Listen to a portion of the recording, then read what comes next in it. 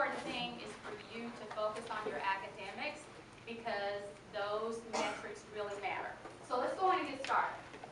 Welcome to the Hilltop. I want to say thank you for choosing SMU and choosing the free health program. Again, my goal is to help all of you reach your goals of getting into medical school or dental school or professional school.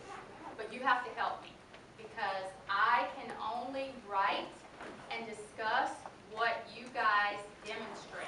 And we're going to talk about some ways that you get to demonstrate that. I know for a lot of you it's being a 4.0 student, but believe it or not, there are students who have 4.0s who have really great MCAT scores or DAT scores if you're dental, and they still don't get into medical school. And that's a difficult conversation because they want to know why. Well, it's because, yes, they expect physicians to be smart, but there's also an entire behavioral part that goes with that we're going to talk about. All right, so a little bit about me. A lot of years ago, I was sitting kind of where you guys were sitting. Not so much for pre-med and in the biology and chemistry courses. If you watch NCIS, Abby, who is a forensic scientist, I was a clinical laboratory scientist for about 15 years. I really enjoyed science. I loved biology. I was a bio person. I did well in chemistry, but sorry, Dr. Sun, it was not my first love.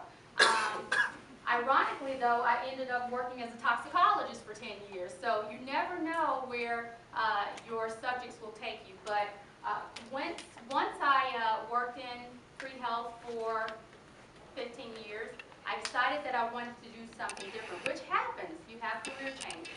And so I got a master's degree in counseling and higher education. And so for me, honestly, guys, everyone talks about their perfect job. This is it. So for me, it marries my love of science and my love of students who love science and wanting to help them in the counseling advising role. So that's a little bit about me. My major was biology. My minor was chemistry, all the way up through biochemistry, quantitative analysis, organic. So I've lived the experience that you had. And one of the things that I can honestly tell you, and I have a nephew at LSU who's majoring in pharmacy right now, and I just saw him over the Labor Day holiday, and he agreed.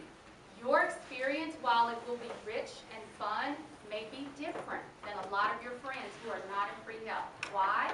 Because the courses that you take will be challenging, and they will require more of you than a lot of students will be willing to sacrifice and put toward their studies. So just know that it's doable. I can say that I graduated with honors, but I worked my butt off, and that's what you have to be willing to do. All right? So I have an analogy here. As I was watching the Olympics, you can tell I'm excited about this. I was thinking about this presentation, and I went, what parallels can I make? So here's the thing. The Olympics, they train for how many years? Generally 4. 8, if you go again. But generally 4 years for an event, or maybe a couple of events for that gold medal. So you guys, all trying to one day go to medical school, dental school, you have 4 years. 4 years to prepare for getting into medical school, getting into dental school, taking the MCAT, but there are so many steps along the way. I know a lot of you, all you can think about is what do I need to get in to do to get in med school? And what you really need to think about is what do I need to do to have a really great GPA this semester? Okay? So yes, med school, dental school, that's the goal, but you have to think about all the steps along the way. A lot of times students will say to me when they're juniors about getting into medical school, and I say, let's take a step back. Let's get the interview first. So again, let's focus on what we need to do to get there. Sacrifice, hard work, self-discipline. Those are all things that Olympians have to do to get to that gold medal. That's what you guys are going to have to do. The reason why I put a picture, does anybody know who this is? Mo Farah. Who? Mo Farah. Yes. Who said that? Hi. Okay, yes, that's Mo Farah. Can you think about, if you know who this is, why I might have used him as the analogy for you guys? Long distance. Long distance. He runs marathons. That's what this is for you guys. It's a marathon. And I don't know if you saw him run the 10,000 meters this year, but he actually fell. And when he fell, I know I took a gasp. Everybody was like, oh, because he won the gold medal 4 years ago. But guess what? He got up and he won. Now think about it. Yes, it's a marathon, but you get a few steps behind. That just gives someone a chance to get ahead of you. The reason why I wanted to show you this is because some of you will have some missteps. Some of these first classes will be more challenging than anything you've ever had. Some of you may end up earning a grade that you've never earned before. But I want, because I heard some students say this afternoon that some people had already dropped from some of their courses and switched from pre-health to pre-law. I mean, that's a stretch. But here's the thing. Because I love bio and because I love health sciences and because I was a clinical scientist for a long time, I always hate to hear students at the very beginning give up so soon. But what one student said is very true. Some of them were not very serious about being science students. Because if in chemistry 1, you're getting tripped up to the point where you don't want to put forth the effort, then yeah, you might want to think about, is pre-health for you?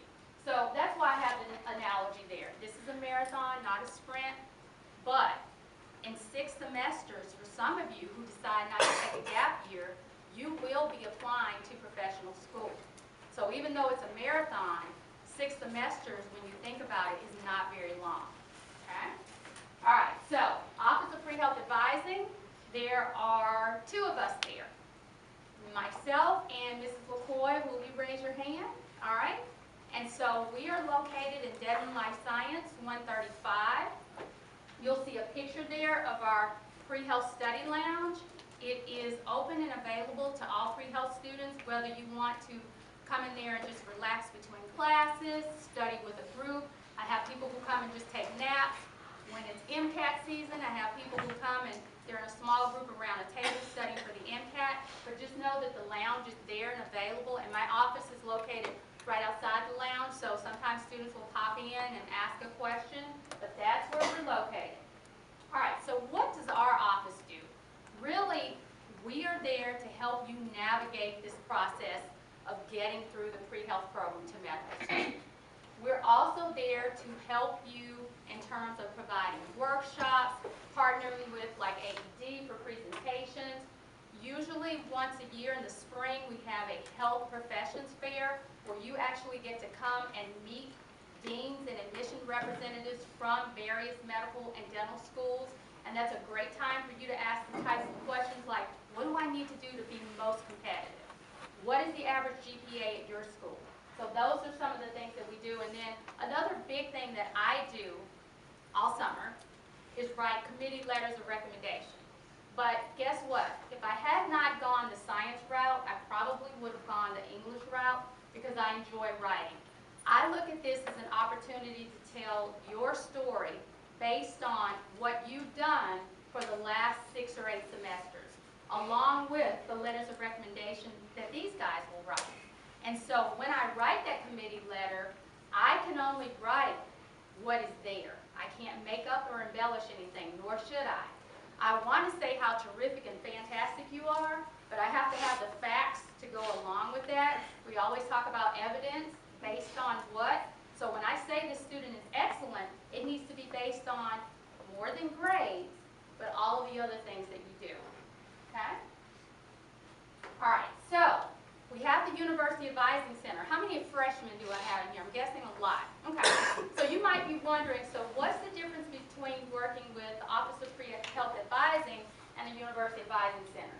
So in the UAC, we have 2 pre-health specialists, Shimona Miller and Maria Crouch. And they are kind of my liaisons with the academic advisors. Because there's only one of me, I really do have to kind of divide what I am able to do, because when we are in the season where students are applying to medical school, I'm kind of all hands on deck with that. So it will help me to help you, for you to understand how to work with them versus working with me. Now I won't read that, but you guys can look at that and see that most of that has to do with your curriculum. What is your major? Are you going to drop a course? If you decide to change your major, what do I need for the UC?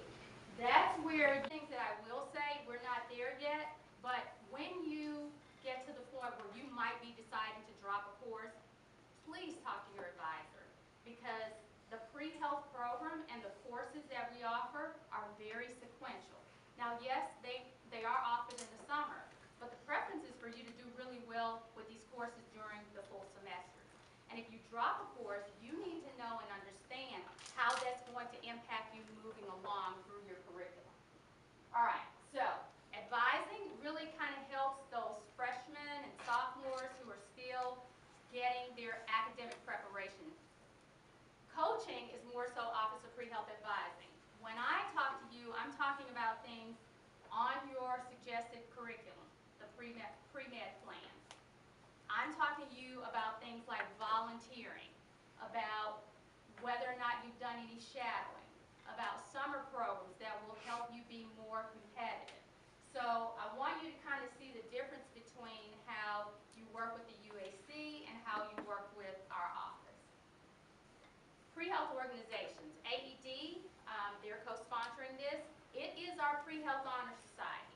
I have had students who have actually said to me, well, why should I join AED? Why wouldn't you? It's a pre-health honor society, and you're majoring in pre-health. So I want students to know and recognize that this is a very important organization. It demonstrates when admissions committees are reading your application that you are scholarly and you took the time to be a part of an organization that recognizes that. We've got 5 other organizations. We've got MAPS, we've got Pre-Dental for my 4 or 5 dental students, we've got Mustang EMS, and don't feel like you have to choose between these. We actually have a student who's not here today who is, let me see if I got this correct, he's president of 2, and I know he is in at least a 3rd. And so just know that you can be a member of several organizations, and the goal is for you to get to know and be in contact with students, network with students who have similar interests. Because yes, you're going to have friends outside of pre-health, and you should, but no one is going to understand what you are going through when you spent 15 or 20 hours studying for a key exam that week, and maybe it didn't go as well as other people who are taking those courses. And this is where you're going to find that group. All right, academic preparation. Pre-health is a track. It is not a major. So when students say, oh, I'm majoring in pre-health or pre-med, no, you're not, because it's not a major. It is a track. It is a set of courses that you take to prepare you for medical school, dental school, professional school. Now, I would like to say, how many non-science majors do I have in here? Meaning engineering, business, okay, meadows. All right, so for all of the students who are not majoring in a science and who are not minoring in bio or chemistry, there is a minor available in natural sciences. And this minor actually encompasses all of the science courses, the bio, the chem, the organic, the genetics, that are in the pre-health program, on the pre-health track. So if you're majoring in a non-science area and you want to have something on your transcript to demonstrate that coursework, that's a minor for you to consider. Now, obviously, you can still minor in bio, you can still minor in chemistry, you can minor in bio and chemistry and natural sciences. But if you're a business major and you're thinking, wow, I would like to show something for this coursework that I've taken, there's a natural sciences minor, okay? So, in terms of majors, remember that you can major in anything. You don't have to major in the sciences. Why do you guys think most people do major in the science when they go to med school or dental school? Anybody? The classes that you can take. Right. It's the majority of the classes that you're going to take. So if you choose to major in something outside of the sciences, that's awesome, but you have to do well in both. I have students all the time who say, oh, well, I'm majoring in engineering. Shout out to engineering over there. That's awesome, but you still have to do well in your natural science courses, because guess what? When you go to med school, it's great if you did awesome in computer science, but they want to know that you did equally well in biochemistry. So just know that if you're majoring outside of the sciences, that's awesome, but you have to have a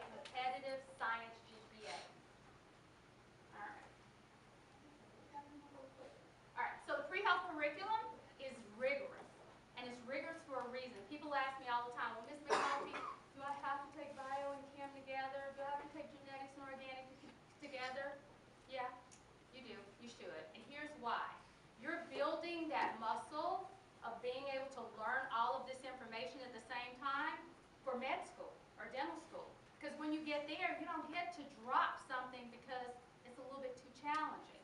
So are there students who make the choice, and I call it tiptoeing through the curriculum? They are, but I'm going to use kind of a sports analogy. When admissions committees are looking at transcripts and looking at students, they do look at something called strength of schedule, strength of rigor.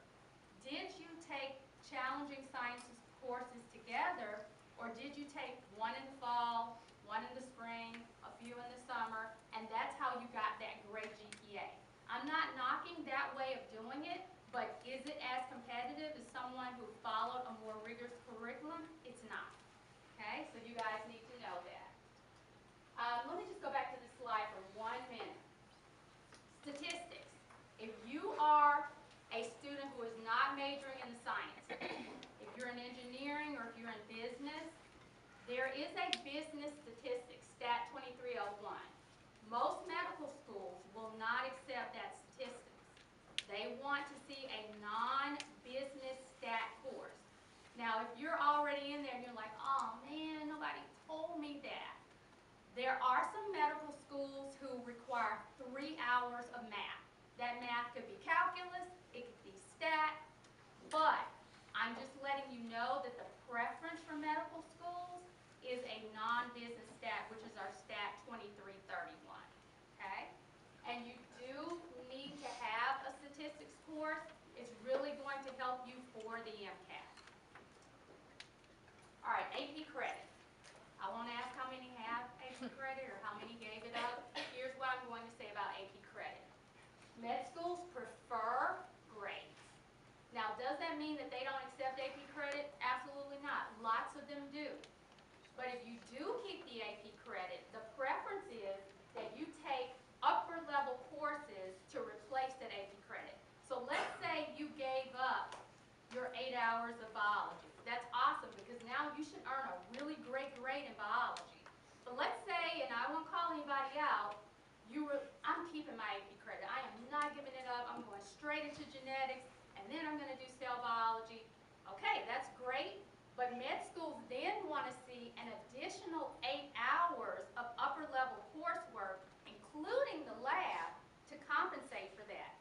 Now, think about it.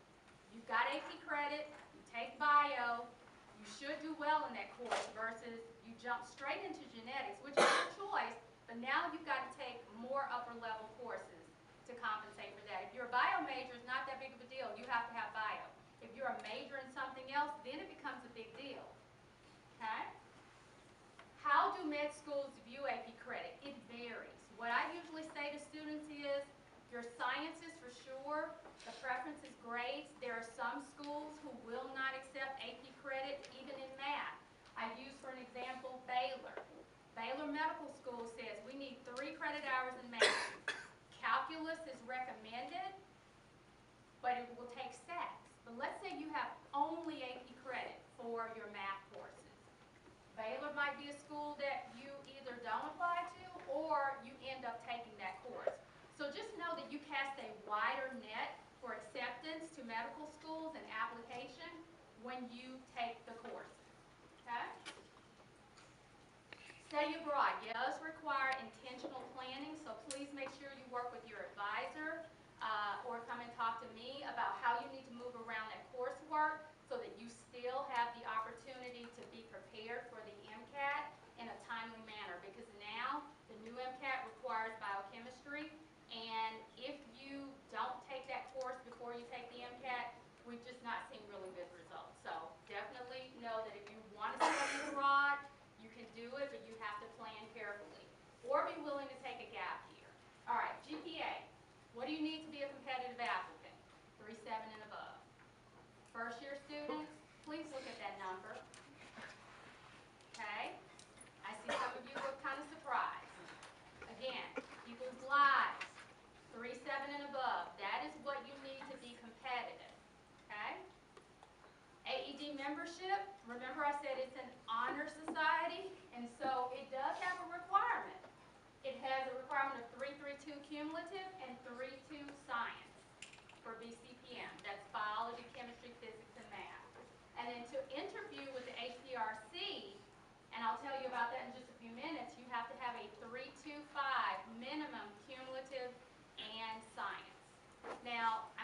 be honest with you. A 3.25 is not a very competitive GPA to apply to medical school. I'm not saying people don't get in with that, but they're few and far between. So that 3.7 is what I want you to focus on. I need you to see these numbers now, so when you have to decide between going out to that party and studying for that chemistry course, that you remember, oh my gosh, 3.7. I'm trying to work toward that. I'm not going to talk about this too much other than to say the American Association of Medical Colleges now has competencies. I know you guys heard that buzzword when you're in high school. Are you competent? They now have competencies that are based on more than just grades. They're based on, can you care for people? Are you empathetic? Are you reliable? Are you dependable? Can you communicate? We have students who don't want to work in groups, and I get it. I was that type A person who's like, oh God, I'm going to have to do all the work. Well, guess what? When you go to medical school, you're going to be working in teams, not in silos. So they want to see that you're building those competencies. Some of these you get in the classroom, but a lot of these you're going to get volunteering, shadowing. You're going to get them when you're working, so those are really important. All right, so when we look at the road to professional school, there are a couple of things I want you to look at, GPA and MCAT. Those are the cognitive factors. How smart are you?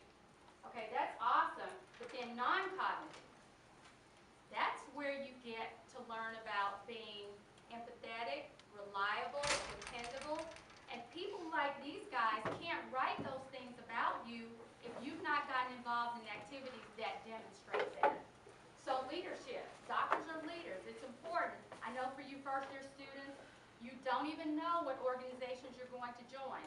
But once you do join them, make sure that you kind of elevate to a leadership position, because that's where you're going to be able to demonstrate those skills. Application timeline. I'm not going to go over this because I have a handout, but basically the first 2 years, the most important things I want you to remember is keep your grades up, stay on track, okay? Get to know your professors. They can't write you strong letters of recommendation if they don't know you. And I know some of these classes are really large, so you're going to have an opportunity to ask them, how do I get to know you if I'm in a class of 100 people? They can help you with that. All right, you'll notice that I say finish strong. What's the GPA that you guys are trying to get to? 3.7. And above, yeah, and above. I just want to make sure. And then junior, senior year, you know, that's all about prepping for the MCAT. But I want you guys to look at something. 1, 2, 3, 4 semesters. 5, 6 semesters. You have 6 semesters, unless you're taking a gap year, to get it together. So you don't have a lot of room for missteps. Remember I said Mo Farah fell down and he got back up? He was a great runner. If he hadn't been a great runner, he probably would not have won that race. Okay? So you don't have a lot of semesters to make up for a low GPA. So I'm telling you, try to keep it up now. I know the spring is going to come, and I always say I'm me by me because I didn't pledge a sorority. But if you do, just keep that 3.7 in mind. All right, these are some of the workshops that we will have this year. Pre-Health 101 is really the big one for you guys. As you progress, you're going to have an opportunity to come to an application to professional school. So if it seems a little murky now, like what do I need to do, focus on your GPA. Because we will have a workshop that's going to walk you through the process of how to get into medical school. AED does a wonderful job of inviting speakers on campus. So in the spring, it looks like, fingers crossed, we're going to have someone from Dell Medical School come and speak. We want that room overflowing. So definitely come, even though you're first years and some second years. Come and start listening to what are medical schools looking for to be competitive applicants. It's never too early for you guys to get that information. And then we'll have a panel discussion with students who have been accepted into medical school. And you can ask them questions about what they did. All right, Health Professions Recommendation Committee. This is a committee on campus that helps me help you. They evaluate you, and Dr. Sun is on that committee. Thank you, Dr. Sun. And I'm going to try to bring a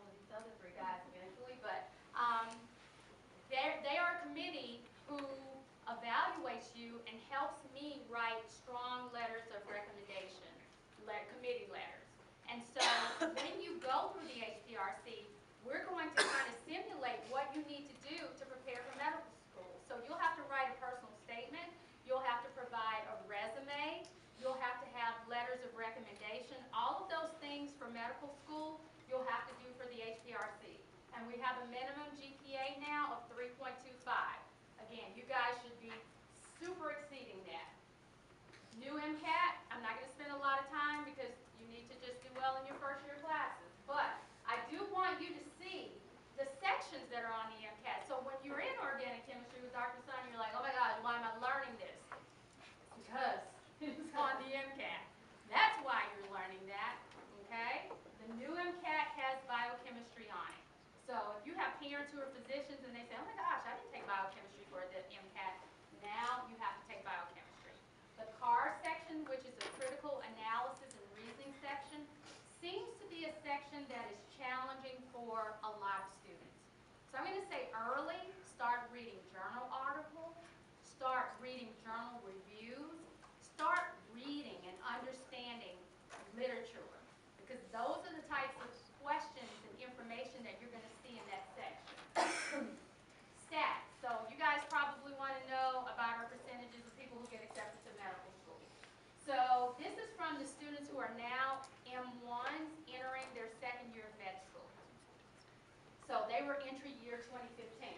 The SMU acceptance rate was 56%, which is a little bit above the national average of 42%. We have about 50,000 people who apply to medical school every year. 50,000. About 20,000 are accepted. And so that tells you how competitive it is. So again, you don't have a lot of opportunity for missteps. I'm not going to go over all of this, but what I really want you to focus on is the average accepted GPA. That's the average GPA of our accepted students. That's a 3.72. Now that doesn't mean that someone with a 3.5 didn't get accepted into medical school, but our average acceptance is 3.72. So if you want to be competitive, you've got to keep your GPA up in the 3.7 range and above. All right, getting started, set goals. Right now I want you guys to start thinking about GPAs, okay? Getting involved. All of those things that I want you to be intentional about, because I don't want you to spread yourselves too thin and then all of a sudden you get ready to apply and you've done a lot of little things and not enough big things. So make things that you do count. Establish a timeline so that you can apply early. That's where I come in. When you're a sophomore, I want to start seeing you so that we can start looking at some of the activities that you're doing to be a competitive applicant. Here's why. You do not want to wait until the spring semester of your junior year and you're applying in like May or June, and now all of a sudden in January you start thinking, oh my gosh, I need leadership. Oh my gosh, I need to volunteer. Admission committees can see that. They see that you didn't do anything until your junior year. So I'm telling you now, as freshmen, those skills, so when you have to write your personal statement as a junior, you've got something to build from. Oh, and let me just go back. Communicate often. This is about these guys. This is getting to know your professors, getting to know volunteer coordinators, getting to know members of other groups, networking, so that when you need strong letters of recommendation, they can write more than great student, made an A in my course, always showed up. That doesn't tell a lot, okay? But that's all they can write about you if the only time they ever saw you was in class. All right, so are you ready? Are you self-motivated? Are you self-disciplined? Are you self-reflective? Why do you need to be self-reflective? Because someday, hopefully, you're going to be sitting in an interview and someone's going to look at you and say, why do you want to be a doctor? And that's not the time to first start thinking about it. You want to have 6 or 7 semesters of experience to be able to talk about why you really want to work in healthcare. And it's got to be more than I want to help people. We all want to help people. That's why we're professors and teachers. We like helping people. But if you're working in the medical field, you need to have done something to demonstrate that you understand that you're going to be working with sick people. that you're going to be working with people who are not always happy, that you're going to be working with people who are scared and don't understand, and it's your job to explain it to them. Okay? 3 questions I want you guys to constantly consider. Again, when you're studying and you're like, oh my gosh, my brain is dead, why am I doing this, I'm so tired. Why do you want to be a physician? Why do you want to make an impact in that way? What are the strengths that you possess that when they say, okay, tell me about yourself and tell me what you've done, what are those qualities that they're going to say, this person is unique, this person stands out, we want to invite this person for our med school. And then finally, what activities have you done or do you plan to do to demonstrate your commitment to healthcare? Again, you can have a 4.0, you can have an awesome MCAT score, but if you've done no shadowing, no volunteering, no exposure to clinical or healthcare, it's going to be really difficult to demonstrate those things. These are some resources. I have students ask me all the time about summer programs. So if you have your phones, now's a really good time for you to take a snapshot of that. AANC should be your best friend, okay? It has tons of information. UT Southwestern has a great program for students who are interested in research. We have a SERVE program that allows students to be able to round and volunteer, okay? Summer programs, so definitely take a picture of that. You guys got it before I switch? Yes? No. No? Just, Oh, I'm sorry. I need to move. Volunteer coordinators at your local hospital. Students ask me all the time, shadowing, I don't know what to do. You all had doctors. You all had physicians. Talk to them. Remember I said communicate often. And then those are some local resources that we have on campus. Make sure you use those. And then finally, how do you schedule appointments with me? Room Reds. The same way you schedule appointments with your advisors is how you schedule appointments with me. I do have drop-in once a week. That is posted on our Facebook page, so definitely come by for a quick question. Like us on Facebook so you know about our events. Contact information, we're in Dedmon. Okay. And then finally, our campus. All right, so I'm going to just introduce them real quickly. We've got Dr. Sun, who teaches organic chemistry, and I've worked with a lot. I wish you'd been my organic teacher. All right, we've got, and tell me how to pronounce it. Dr. Nadolsky, who teaches physics. We have Dr. Jones, who teaches genetics, and Dr. Vogel, who teaches biochemistry. So somewhere along the way, you're going to see all of them. All right, I know you may have questions for me. I am going to be here afterwards. I know some of these guys might need to leave, and probably should because they've been here all day. And so let's save your questions for me until the very end. So I'm going to turn it over to them. What questions do you have for them? Don't be shy. All right? So, like you said, the class is fairly large, and for me, like, I haven't necessarily needed to go to office hours yet, in terms of, like, needing help, but, like, everyone says you need to get to know your professors. How would your professors feel about a student dropping in just to talk? Like, would you feel that's a waste of time, or what would you say about that? No, not at all. It's fine. I mean, it might not be a bad idea if you had a question or two, because if you're doing so well in the class, you probably have better questions. The students who actually get the most from office hours and are coming by and talking are those who have already thought about this stuff, right? So you can identify, I know of this, this, and this, but there's one little thing that I don't quite understand yet, and that leads to some really good discussions. Okay? Or if you have questions that are going beyond class, right? Because some of the topics here are going to have broader relevance, and we only get to touch on a little bit of it in class. So, there's something in the news that, genetics, for example, or any of these other areas that you've read about, you want to come in and talk about. It's great. In my chemistry class, Dr. Patty said that we have to study at least 2 hours a day. So when we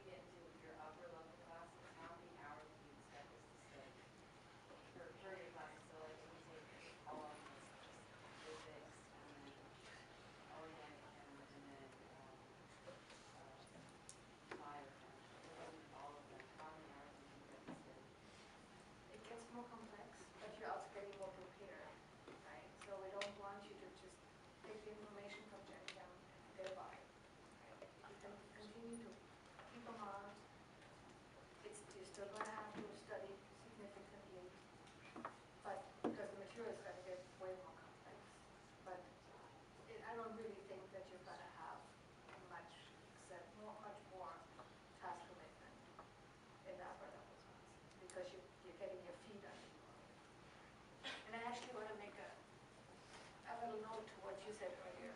You're not studying for the MCAT, organic chemistry, and you're not studying biochemistry for the MCAT. You're studying that because you want to be good doctors, right? You need them to get through the MCAT, but you do need them to be good doctors. I mean, biochemistry is going to explain to you how medicines work. In order to understand that, you have to understand how chemistry works. And, all the other things come together. So it's not just the MCAT that you should focus on. You're going to be needing that information later on. And most of the physicians, when they ask me what I do, and I say I teach biochemistry, oh my God, that was the hardest thing in medical school.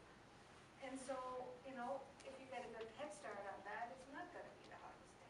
But biochemistry is the one course that really does bring it all together, especially the metabolism course, the structure and then the metabolism. So students ask me all the time, do I have to take Bio 1 and biochemistry 1 and 2?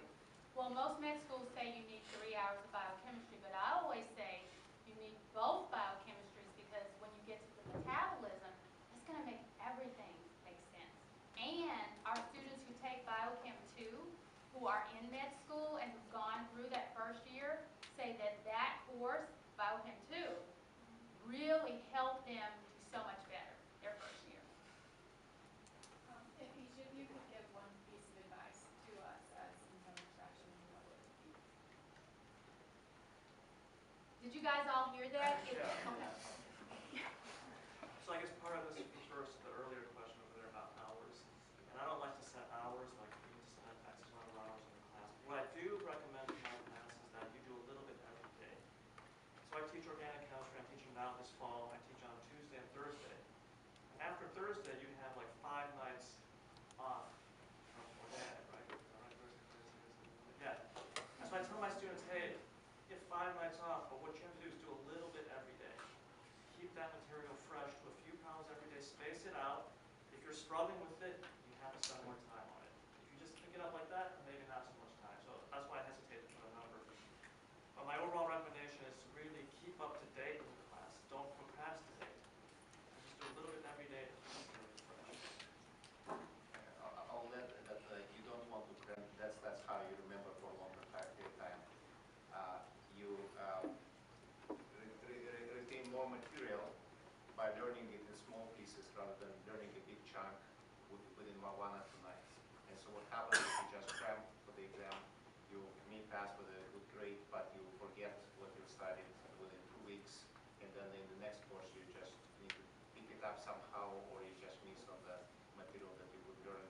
And so again, you have to remember it after 3 years, and so that's, if you just invest a reasonable amount of time, and again I would say somewhere, well, it will vary by the subject, but let's say somewhere between 5-6 hours per week per subject outside of the class, you're already in pretty good shape. And if you want to get 4 to 10 hours per week.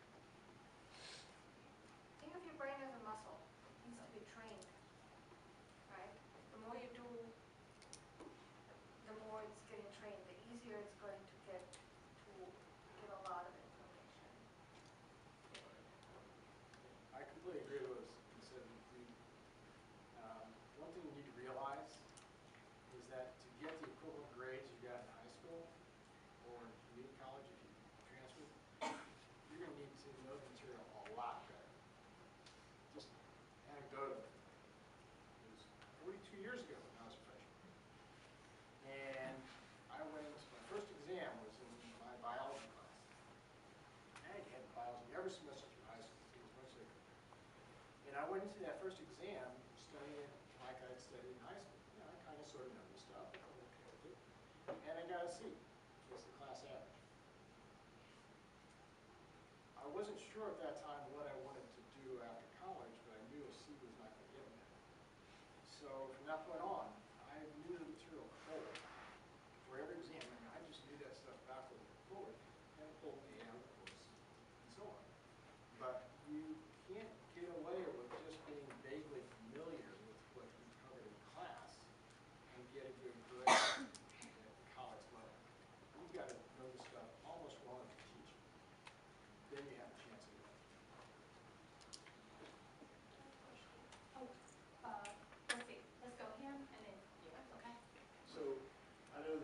sure undergraduate research would be something they want to get involved with.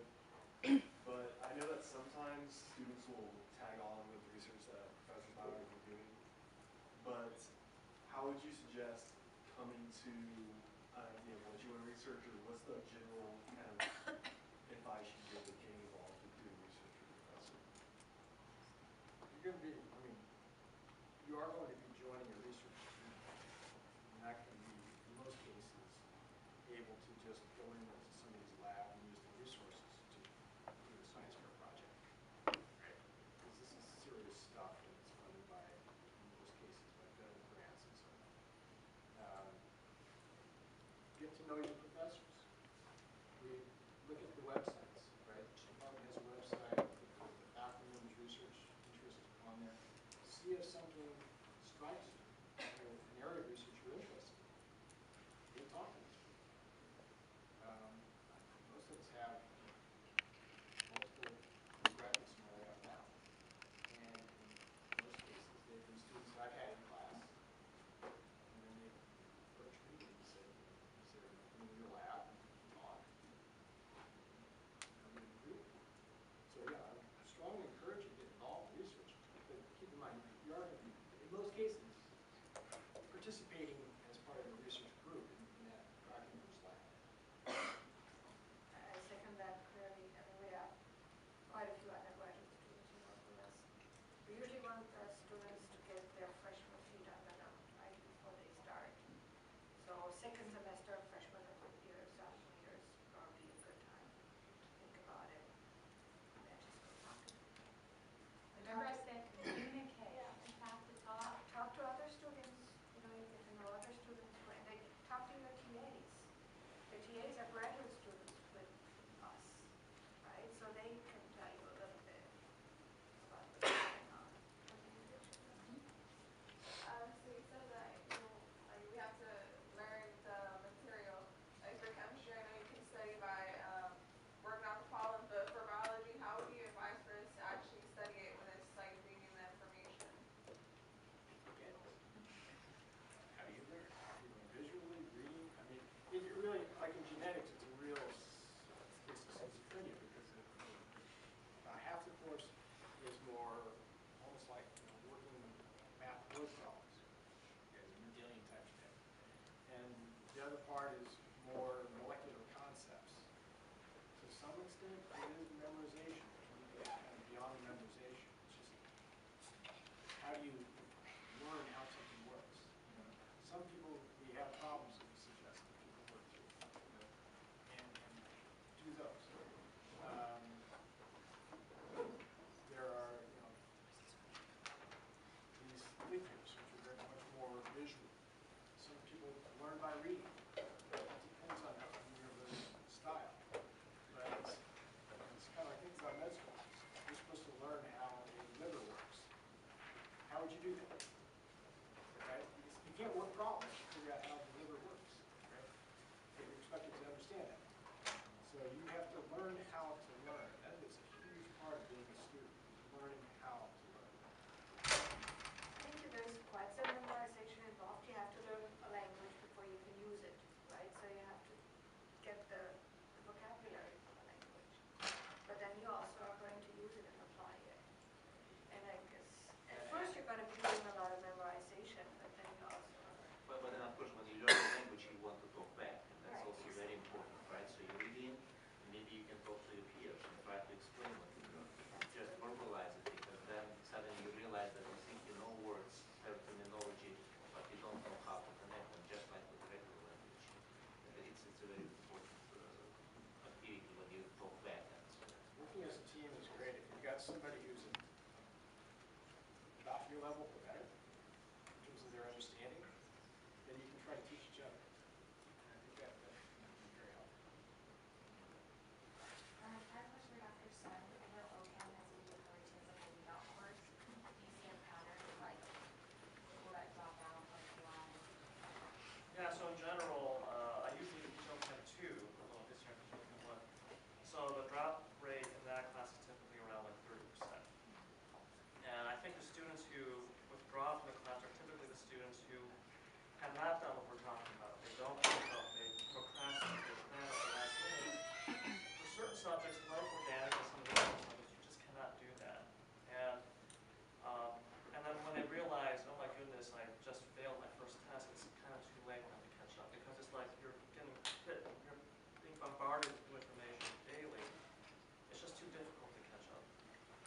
So from what I see, it's mainly